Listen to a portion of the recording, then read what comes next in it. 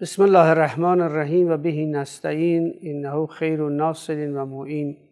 امروز در آستانه 76مین سالگرد استقلال جمهوری اسلامی پاکستان قرار داریم.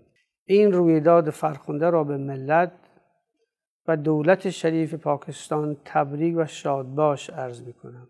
ایران اولین کشوری بود که در سال 1947 پاکستان را به رسمیت شناخت و با این کشور روابط دیپلماتیک برقرار کرد. از آن زمان تا کنون روابط تاریخی ایران و پاکستان که بر پایه اشتراکات و پیوندهای عمیق تاریخی و تمدنی استوار است، همواره رو به گسترش و تحکیم بوده و اکنون به یک رابطه برادری ناگسستنی تبدیل شده است. امروز ما با هم 76مین سالگرد برقراری روابط دیپلماتیک بین دو کشور را جشن می‌گیریم.